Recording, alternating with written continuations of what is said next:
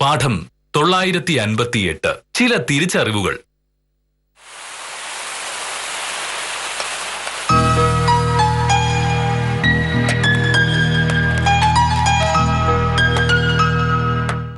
മണി 7 ഇതുവരെ ചായ എടുത്തില്ല. ചായ ഞാൻ ഇപ്പൊ എടുത്തു തരാം. പത്രം കിട്ടിയില്ലേ? ഇല്ല. അവ പിന്നെ പോയിട്ട് ആ പത്രം എടുക്ക്. എല്ലാ ദിവസവും പത്രം വായിച്ചു തുടങ്ങിയിട്ടല്ലേ ചായ കുടിക്കാറുള്ളത്? ഇന്നലെ പത്രം വായിച്ചിരുന്നിട്ടും ചായ കിട്ടിയില്ല. 2 പ്രാവശ്യം വിളിച്ചു പറഞ്ഞു. പിന്നെയും 10 മിനിറ്റ് നോക്കിയിരുന്നു. ഇത് ഹോട്ടലല്ല. ചായ എന്ന് പറയുമ്പോഴത്തേക്ക് ചായ കൊണ്ടുതരാനേ ഹോട്ടലിൽ ജോലിക്കാരുണ്ടാവും. ഇവിടെ അങ്ങനെ ഒരാളും ഇല്ല. അടുക്കള എന്തെങ്കിലും തിരക്കുള്ളപ്പോ ചിലപ്പോ ചായ ഒരു 5 മിനിറ്റ് വൈകിന്നിരിക്കും. അത് സഹിക്കാൻ പാടാണെങ്കിൽ രാവിലെ എഴുന്നേറ്റ് കൃഷ്ണൻകുട്ടിയുടെ ചായക്കട വരെ ഒന്ന് വെച്ചു പിടിച്ചാൽ മതി.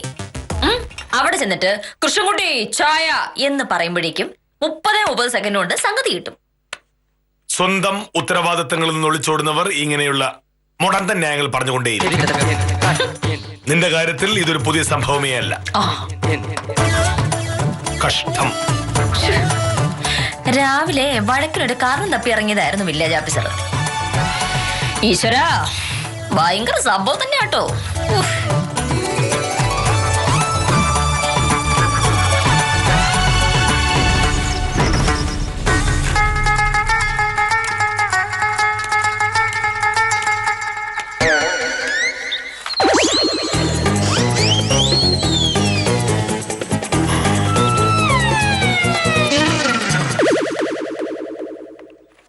അഴിമതിക്കാരായ ഉദ്യോഗസ്ഥർക്കെതിരെ കർശന നടപടിയുമായി വിജിലൻസ്. വിവിധ സർക്കാർ ഓഫീസുകളിൽ വിജിലൻസ് പരിശോധന നടത്തുന്നു. അഴിമതിക്കാരായ ഉദ്യോഗസ്ഥന്മാരുടെ കണക്കെടുപ്പ് നടത്തുന്നതായും സൂചന. നന്നായി. ഒരൊറ്റ അഴിമതിക്കാരനെ വെറുതെ വിടരുത്. ഭാമേ, ഫോൺ എടുക്കൂ.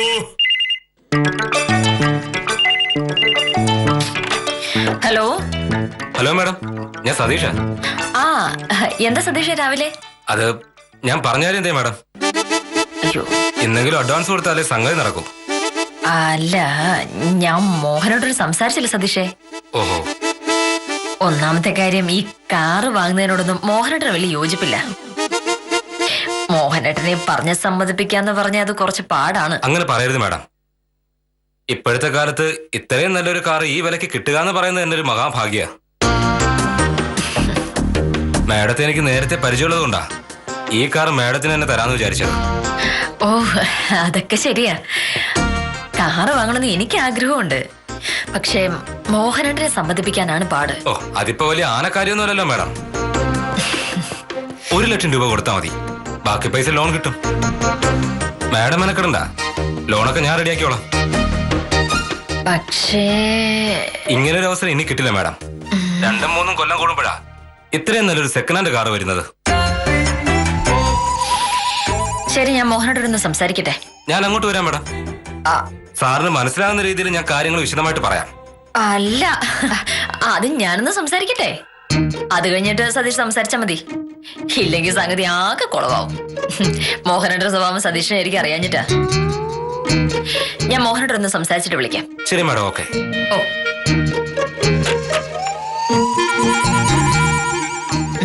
എങ്ങനെയാ ഒന്ന് വളയ്ക്കുക?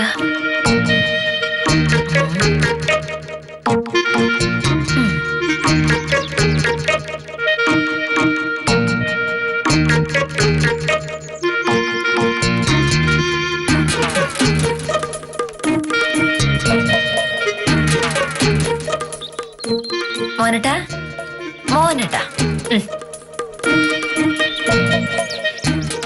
എന്തൊക്കെയുണ്ട് മോനട്ടാ പത്രത്തെ വിശേഷം? ഇന്നലെ മുനിസിപ്പൽ ഓഫീസിലെ സുകുമാര സാറിനെ ഞാൻ കണ്ടിരുന്നു. എന്തൊരു കേസിന്റെ ആവശ്യമായിട്ട് മുനിസിപ്പൽ കോടതി വന്നതാ. കണ്ടപാടെ എന്നോട് ചോദിക്കുക, മോഹനേട്ടന് സുഖമല്ലേന്ന്. സുകുമാര സാറിന് മോഹനേട്ടന് വലിയ ബഹുമാനമാണല്ലേ? ആയിരിക്കും. സുകുമാര സാറിന്റെ ജീവിതത്തിൽ ഇന്ന് വരെ മോഹനേട്ടനെ പോലൊരു സത്യസന്ധനായ ഉദ്യോഗസ്ഥനെ കണ്ടിട്ടില്ല എന്നും പറഞ്ഞു. മോഹനേട്ടന്റെ സത്യസന്ധതയും മര്യാദയും അറിവുമെല്ലാം ഭയങ്കര സംഭവമാണെന്നാ സുകുമാര സാർ പറയുന്നേ. അതൊക്കെ സുകുമാരൻ സാർ മാത്രം പറയുന്ന കാര്യമല്ലല്ലോ. എന്നെ പരിചയമുള്ള എല്ലാവർക്കും അങ്ങനെ തന്നെയാണല്ലോ അഭിപ്രായം. അതെ അതെ അതെ അതെ. പക്ഷെ സുകുമാര സാറ് പറയുന്ന അത്രയും വേറെ ആരും പറഞ്ഞിട്ടുണ്ടാവില്ല. ഒറ്റ നിപ്പിന് 1.5 മണിക്കൂറാണ് സുകുമാര സാറ് മോഹനേട്ടനെ പൂഴ്ത്തിയത്. അതിനർത്ഥം അതിന് രണ്ടർത്ഥങ്ങളുണ്ട്. ഒന്നാമത്, എന്തെങ്കിലും ആഫീസ് കാര്യത്തിനാണ് സുകുമാരൻ സാർ കോടതിയിൽ വന്നതെങ്കിൽ ആ ജോലി ചെയ്യാതെ 1.5 മണിക്കൂർ നിന്നോട് സംസാരിച്ചു കൊണ്ടിരുന്നെങ്കിൽ ഗുരുതരമായ കൃത്യവിലോപമാണ്. 2, 1.5 മണിക്കൂർ മുൻസിഫ് കോടതിയുടെ മുന്നിൽ നിന്ന് വെറുതെ നീ സംസാരിച്ചുവെങ്കിൽ നിനക്ക് കാര്യമായിട്ട് കേസൊന്നുമില്ല. വെറുതെ രാവിലെ കോട്ടും തൂക്കി കോടതിയിലേക്കാണെന്ന് പറഞ്ഞങ്ങ് പോവുക. അല്ല, ഈ 1.5 മണിക്കൂർ ഞാൻ ചുമ്മാ കൂട്ടി പറഞ്ഞതാ. ശരിക്കും ഒരു 10-15 മിനിറ്റ് സംസാരിച്ചുള്ളൂ, അത്രേ ഉള്ളൂ. എല്ലാം പറഞ്ഞു കഴിഞ്ഞപ്പോ സുകുമാര സാറ് പറയുക, ഒരു കാര്യത്തിൽ മാത്രമേ സാറിന് മോഹനേട്ടനോട് എതിർപ്പുള്ളൂ. ഇത്രയും കാലമായിട്ടും ഒരു കാർ വാങ്ങിയില്ലോന്ന്. അല്ല, കാലം മാറുന്നതിനനുസരിച്ച് എല്ലാരും മാറണമല്ലോ. അധ്വാനിച്ചുണ്ടാക്കുന്ന കാശ് ഒരു പൈസ പോലും ദൂർത്തടിക്കാതെ സമ്പാദിക്കുന്ന ആളാണ് മോഹനേട്ടനെന്ന് സുകുമാര സാറിന് നന്നായിട്ട് അറിയാം. പക്ഷെ മറ്റു പലരും കരുത് അങ്ങനെയല്ല.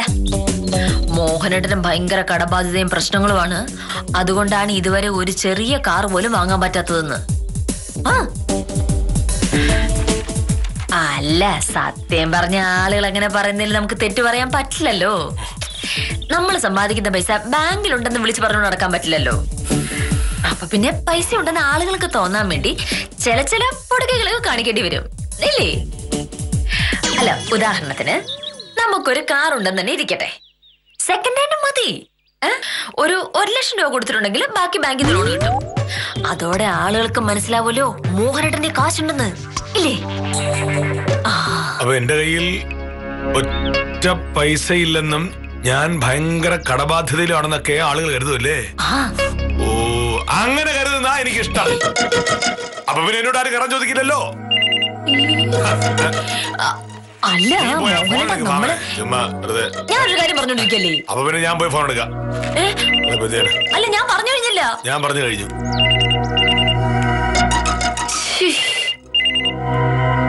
ഈ കാട്ടുപോത്തൻ ഞാൻ എങ്ങനെ സമ്മതിപ്പിക്കാനാണ്?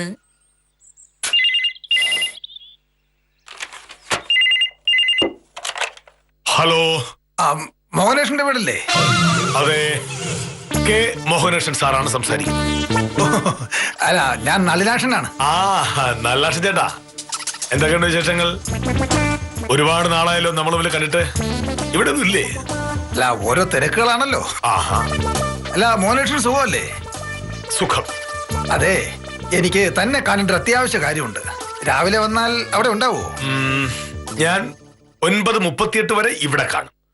അത് കഴിഞ്ഞാണ് നല്ലാക്ഷൻ ചേട്ടൻ വരുന്നതെങ്കിൽ ആഫീസിലേക്ക് വന്നാൽ മതി.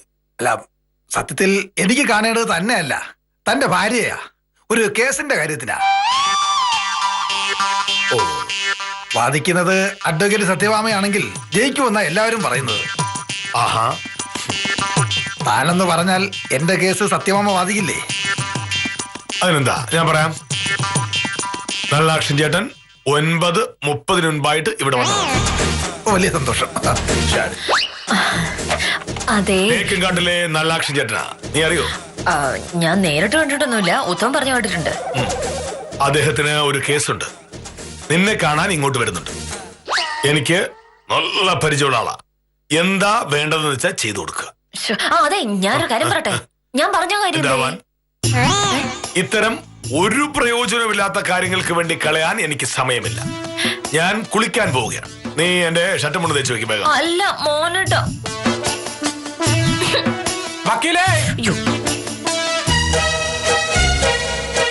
തമിഴാണല്ലോ. ഒരു നമ്പർ ഇറക്കി നോക്കിയാലോ? നമസ്കാരം വക്കീലേ. നമസ്കാരം. എന്താ ഉത്തമ രാവിലെ? രാവിലെ എന്താണെന്ന് ചോദിച്ച ഒരു കാര്യം ഉണ്ടായിരുന്നു. പറയുന്ന പാട് വക്കീല് വഴക്കിനൊന്നും വരരുത്. ആഹാ, അപ്പൊ വഴക്കിന് പറ്റിയ എന്തോ പരിപാടിയായിട്ടാണ് ഉത്തമന്റെ വരവ്. പറഞ്ഞു, എന്താണ്? പിന്നെ ബേക്കറിയിലെ പുഷ്കരൻ വക്കീലിന് തരാനായിട്ട് ഒരു 2000 രൂപ എന്റെ കയ്യിൽ തന്നിരുന്നു. മിനിയാന്നാണ് തന്നത്. ഇല്ല, എന്റെ കയ്യിൽ നിന്ന് ചെലവായി പോയി. ഇന്നാണല്ലോ കേസിന്റെ അവധി. ഉം. പുഷ്കര കാശ് തന്നില്ല എന്ന് പറഞ്ഞ് വക്കീല് കേസിന് ഹാജരാവാതിരിക്കുമോ എന്നുള്ള പേടി കൊണ്ടാണ് രാവിലെ തന്നെ ഞാൻ വന്നത്. വക്കീൽ എന്നെ ഒന്ന് സഹായിക്കണം. ആ പൈസ ഞാൻ ഒരാഴ്ചക്കുള്ളിൽ തന്നോളാം. ആ. കൊള്ളാലോ. ഏ? അപ്പൊ നാട് നീളം നടന്ന എന്റെ പേര് കാശ് പിരിച്ച് സ്വന്തം കാര്യം നോക്കലാണ് ഉത്തമന്റെ പരിപാടിയല്ലേ? ആ, അല്ല വക്കീൽ, അങ്ങനെയല്ല. ഇതിപ്പോ ആദ്യമായിട്ടല്ലേ ഇങ്ങനെ ഒരു സംഭവം. ഭയങ്കര അത്യാവശ്യം ആയതുകൊണ്ടാണ് ആ കാശെടുത്ത് മറിച്ചത്. അക്കാലത്തെ വക്കീൽ ഒന്ന് അഡ്ജസ്റ്റ് ചെയ്യണം. അത് മാത്രമല്ല, മോനേഴ് സാറ് സംഭവം അറിയുകയും ചെയ്യരുത്. അങ്ങനെയാണെന്നുണ്ടെങ്കിൽ എന്റെ പൊടി പോലും ബാക്കി വെച്ചേക്കൂല. ആ ശരി. പുഷ്കരന്റെ കാശ് ഉത്തമൻ തൽക്കാലത്തേക്ക് മറിച്ച് ഞാൻ ക്ഷമിക്കുന്നു. ഓ, ഓ, ഓ.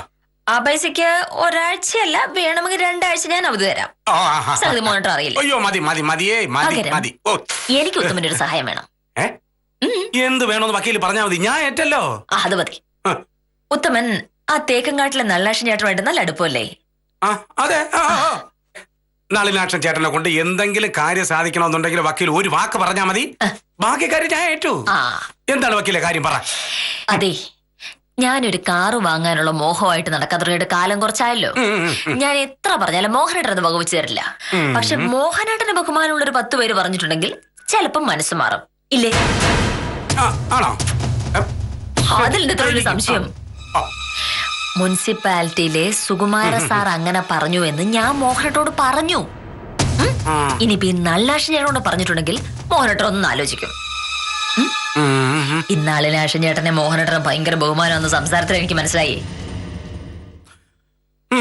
അത് ഞാൻ ഏറ്റു. ഞാൻ നല്ലാഷൻ ചേട്ടൻ തമ്മിലുള്ള ഇരിപ്പോശം വെച്ചേ ഞാൻ ഒരു കാര്യം പറഞ്ഞു കഴിഞ്ഞാൽ പറ്റൂല എന്ന് പുള്ളി പറയൂല. അതിന് മാത്രം ഉപകാരം ഞാൻ നല്ലാഷൻ ചേട്ടൻ ചെയ്തിട്ടുണ്ട്. എങ്കിൽ പിന്നെ ഉത്തമൻ വേഗം വിട്ടോ. 9 മണി കഴിയുമ്പോഴേക്കും നല്ലാഷൻ ചേട്ടൻ ഇങ്ങോട്ട് വരുമെന്നാണ് പറഞ്ഞേക്കുന്നേ. അതിനു മുന്നേ ആളെ വഴി വെച്ച് പിടിച്ചോളണം.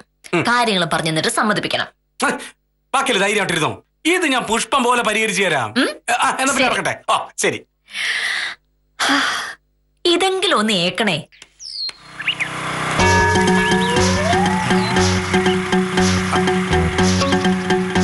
ആഹാ, ആരായി വരുന്നേ? തേടിയ വള്ളി കാലി ചുറ്റി.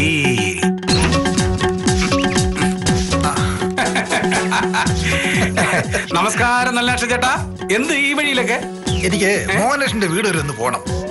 പുള്ളിക്കാരൻ രാവിലെ 9:30 വീട്ടിൽ നിന്ന് ഇറങ്ങുമെന്നാ പറയുന്നത്. അതിന് മുമ്പ് ചെല്ലണം. 9:30 അല്ല, 9:38. സമയനിഷ്ഠയുടെ കാര്യത്തിൽ ക്ലോക്ക് പോലും മോഹനേഷ് സാറിന്റെ മുമ്പിൽ തോക്കും. നളിനാക്ഷൻ ചേട്ടൻ ഇപ്പൊ പോകുന്നത് മോഹനേഷ് സാറിനെ കാണാനല്ല, വക്കീലിനെ കാണാനാണെന്ന് എനിക്ക് മനസ്സിലായി. അതങ്ങനെ ഉത്തമൻ അറിയാം?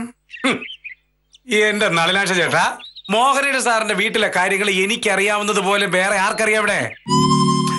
നളിനാക്ഷൻ ചേട്ടൻ ഒരു കേസുണ്ട്, അത് വക്കീല് വാദിക്കണം. അതെ, മോഹനേഷ് സാറും നളിനാക്ഷൻ ചേട്ടനും തമ്മിലുള്ള അടുപ്പം വെച്ച് സാറ് തന്നെ വക്കീലിനോട് കേസിന്റെ കാര്യം പറഞ്ഞോളൂ. ഇതല്ലേ പരിപാടി? അതെ, ഞാൻ രാവിലെ മോഹനേഷനെ വിളിച്ചിരുന്നു. നളിനാക്ഷൻ ചേട്ടൻ വിളിച്ച കാര്യം സാറ് വക്കീലിനോട് പറയുകയും ചെയ്തു. പക്ഷെ ചേട്ടാ, മോഹനേഷ് സാറല്ല, ഇത് സാക്ഷാൽ ബ്രഹ്മാവ് വിളിച്ച് പറഞ്ഞാലും ശരി, വക്കീൽ ഒരു കേസ് വാദിക്കണമെന്നുണ്ടെങ്കിൽ വക്കീലിന് തോന്നണം. അല്ല, ഞാൻ തരക്കേടില്ലാത്ത ഫീസ് കൊടുക്കാം.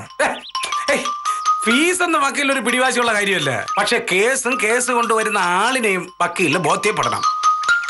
ഇല്ലെങ്കിൽ വക്കീല് പറയേ എനിക്ക് കേസ് വാദിക്കാനൊന്നും വയ്യ. അതാണ് വക്കീലിന്റെ സ്വഭാവം. ഇനിയിപ്പോ എന്ത് ഉത്തമ? എന്റെ ചെറിയ ബുദ്ധിക്ക് തോന്നിയൊരു കാര്യം ഞാൻ പറയാം. എന്ത്? വക്കീല് ഒരു കാർ വാങ്ങാനായി കുറച്ച് കാലമായി തയ്യാറെടുത്ത് നടക്കുകയാണ്. പക്ഷെ മോഹനേഷ് സാറിന്റെ സ്വഭാവം ചേട്ടൻ അറിയാലോ. ഇതൊന്നും സമ്മതിക്കൂല. പുള്ളിക്കാരൻ ഭയങ്കര ലളിത ജീവിതക്കാരനാണല്ലോ. നാട്ടുകാര് മോഹനേഷ് സാറിനെ ബഹുമാനിക്കാത്തത് കാറ് വാങ്ങാത്തത് കൊണ്ടാണെന്നാണ് സാറിന്റെ ധാരണ. ആരെങ്കിലും 10 പേര് തിരുത്തി പറഞ്ഞ സാറ് കാറ് വാങ്ങും. അല്ല, എന്ന് വെച്ചാ ചേട്ടാ ഇപ്പൊ സാറിന്റെ വീട്ടിലോട്ട് ചെല്ലുമല്ലോ, അപ്പൊ സാറായിരിക്കുമല്ലോ വക്കീലെ പരിചയപ്പെടുത്തുന്നത്. അതെ. അപ്പൊ പരിചയപ്പെടുത്തലിന്റെ ഇടയിൽ അയ്യോ ഇവിടെ ഒരു കാറില്ലേ, അതൊരു കുറവായി പോയല്ലോ എന്ന് ചേട്ടൻ അങ്ങ് പറയണം. അത് വക്കീലിനൊരു പിടിവള്ളിയാവും. ചേട്ടൻ പോയി കഴിയുമ്പോ വക്കീലിന് പറയാമല്ലോ, നളിനാക്ഷൻ ചേട്ടൻ പോലും കാറ് വാങ്ങുന്ന കാര്യം പറയുന്നു, കാറില്ലെങ്കിൽ നാണക്കേട് തന്നെയാണ് എന്ന്. എങ്ങനെ? അതൊക്കെ ശരിയാവൂ? സത്യഭാമ വക്കീല് കേസ് വാദിക്കണമെന്നുണ്ടെങ്കിൽ ആ ഒരൊറ്റ വഴിയേ ഉള്ളൂ. നളിനാക്ഷൻ ചേട്ടൻ കാറിന്റെ കാര്യം പറഞ്ഞാ പിന്നെ വക്കീല് കേസേക്കാൻ ഒരു മടിയും കാണിക്കൂല. ഇല്ല. ചിലപ്പോഴേ ഫീസും കുറച്ചു തരും. ഇല്ല, എന്നാലും അതിപ്പോ ഞാൻ പറയാനുള്ളത് പറഞ്ഞു. നളിനാക്ഷൻ ചേട്ടന്റെ കേസ് സത്യഭാമ വക്കീല് വാദിക്കണമെന്നുണ്ടെങ്കിൽ ഈ ഒരൊറ്റ വഴിയേ ഉള്ളൂ.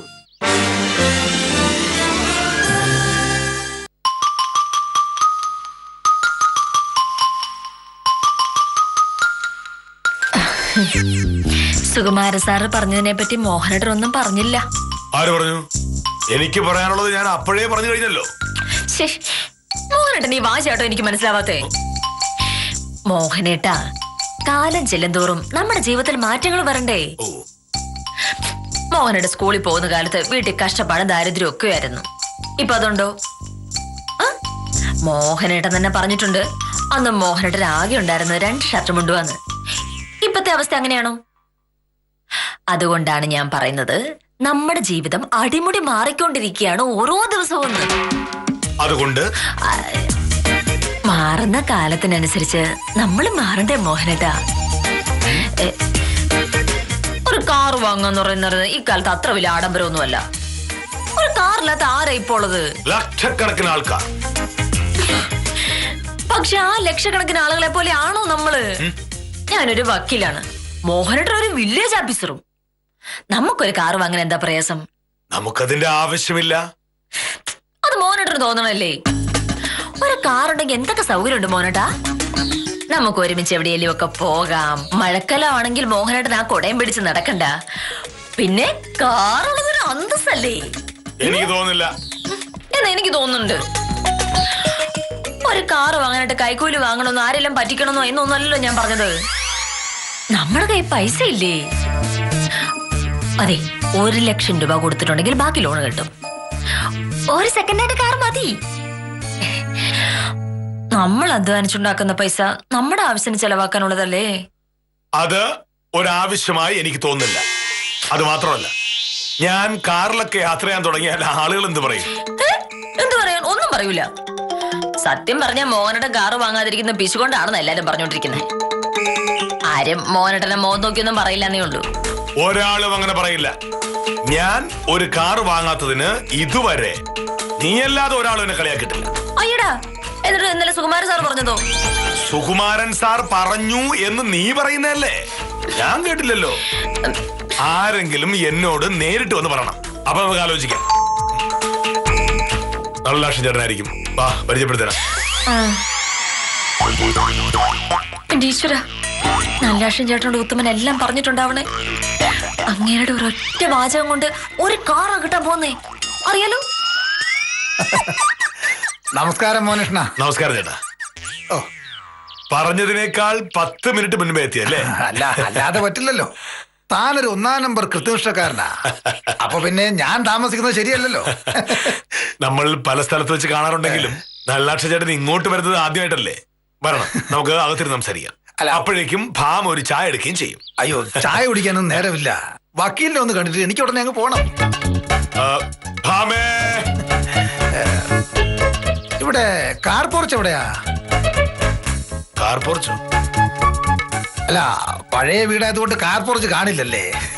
അതെ, ഈ കാറ് വെയിലും മഴയും കൊള്ളുന്നത് നല്ലതല്ല. ഒരു കാർ പോർച്ച് ഉണ്ടാക്കുന്നതാണ് നല്ലത്. എനിക്ക് കാറില്ലല്ലോ. കാറില്ലേ? ഇല്ല. അല്ല, മോനേഷൻ തമാശ പറയാണോ? ഒരു വില്ലേജ് ഓഫീസറായ തനിക്ക് കാറില്ലെന്നോ? എനിക്കൊരു കാറിന്റെ ആവശ്യമില്ല. കാറിന്റെ ആവശ്യമില്ലാത്ത ആരാ ഉള്ളത്? അപ്പോ നാട്ടുകാര് പറയുന്നതിലും കാര്യമുണ്ട്. എന്ത് കാര്യം? കുറെ പേര് പറയുന്നു തനിക്ക് ഭൂലോക പിശുക്കാണെന്ന്. വേറെ കുറെ പേര് പറയുന്നു തനിക്ക് ഒരുപാട് കട ഉണ്ടെന്ന്. അല്ല, ഇതിലേതാ ശരി? ഇത് രണ്ടും ശരിയല്ല. എനിക്ക് കാറിന്റെ ആവശ്യം തോന്നിയില്ല, അതുകൊണ്ട് കാർ വാങ്ങിയില്ല. നമസ്കാരം. അല്ല, നമ്മുടെ തമ്മിൽ പരിചയമില്ല. ഇല്ല. ഞാന് മോഹനേഷന് വളരെ വേണ്ടപ്പെട്ട ഒരാളാ, നളിനാക്ഷൻ. എന്നാലും മോഹനേട്ടന് സ്വന്തമായ ഒരു കാറില്ല എന്ന് പറയുന്നത് എനിക്ക് വിശ്വസിക്കാനേ പറ്റുന്നില്ല. ഇക്കാലത്ത് ഒരു കാറില്ലാതെ ജീവിക്കാന്ന് പറഞ്ഞാൽ വളരെ നാണക്കേട് തന്നെ. ഇത് പലരും പറയാറുണ്ട്. പക്ഷേ നമുക്ക് എന്തിനാണ് നമുക്ക് ഈ പൈസ? ആവശ്യത്തിന് ഉപയോഗിക്കാനല്ലേ. എന്തായാലും ഒരു കാർ വാങ്ങുന്ന കാര്യം താനൊന്ന് ആലോചിക്കണം. ആലോചിക്കാം. നിങ്ങൾ സംസാരിച്ചോളൂ.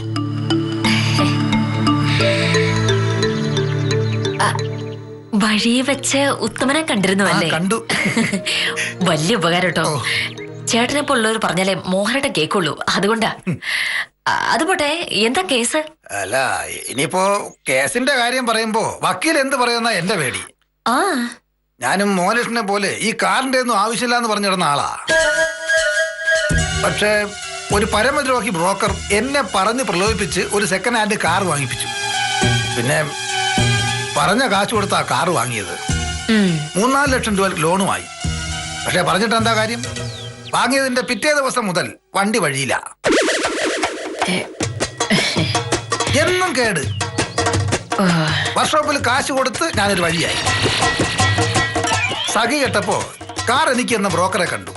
അപ്പൊ അവൻ പറയുക പിറ്റേന് ശേഷമുള്ള പ്രശ്നങ്ങൾക്കൊന്നും അവൻ ഉത്തരവാദിയല്ലെന്ന്. അല്ല, സതീശൻ എന്ന അവന്റെ പേര്. അവന്റെ ഒരു ഓഫീസുണ്ട്.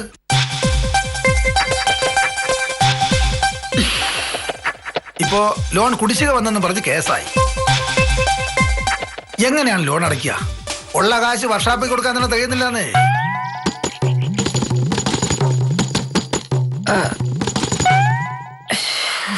ബാങ്കുകാര് കേസ് കൊടുത്തിരിക്കുക. വക്കീല് എന്തെങ്കിലും ഒരു പരിഹാരം കണ്ടുപിടിച്ച് തരണം. ഇല്ലെങ്കിലേ ഞാൻ ആ കാറ് മണ്ണെണ്ണ ഒഴിച്ച് കത്തിക്കും. അല്ല, വക്കീല് കാറ് വാങ്ങാൻ പോകുന്ന കാര്യം ഉത്തമൻ പറഞ്ഞു. ഇപ്പോ ഞാനതിലൊരു അഭിപ്രായം പറയേണ്ട കാര്യമുണ്ടോ? കേസ് വക്കീൽ ഏൽക്കാൻ വേണ്ടിയാ ഞാൻ മോഹനേട്ടനോട് കാറിന്റെ കാര്യം പറഞ്ഞത്.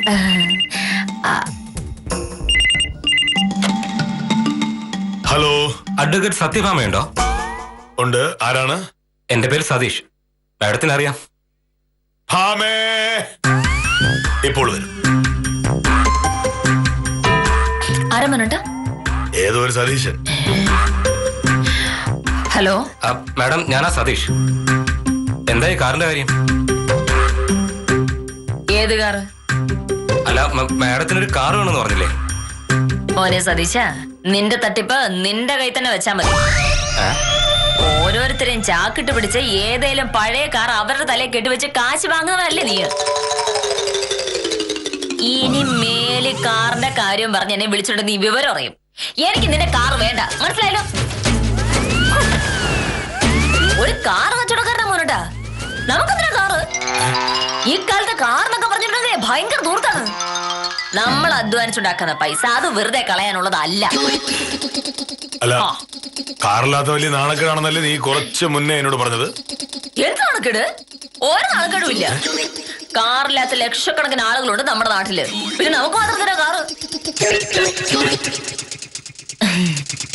ഇങ്ങനെ നോക്കണ്ട, വിശദമായിട്ട് പിന്നെ പറഞ്ഞു തരാം കേട്ടോ. ആദ്യം 4 ലക്ഷം ഏട്ടനൊന്ന് പറഞ്ഞു വിടട്ടെ. കാറ് വാങ്ങാനുള്ള കാരണത്തെക്കാൾ കൂടുതൽ കാരണങ്ങൾ കാറ് വാങ്ങാതിരിക്കാനുണ്ട് എന്ന് സത്യഭാമ മനസ്സിലാക്കിയത് ഇപ്പോഴാണ്. സമീപ ഭാവിയിൽ കാറിന്റെ കാര്യം പറഞ്ഞ് ഒരു തർക്കത്തിന് വക്കീൽ ഇറങ്ങി പുറപ്പെടില്ല എന്ന പ്രതീക്ഷയിൽ ഇന്നത്തേക്ക് വിടാം. കാര്യനിസാരം തുടരുന്നു.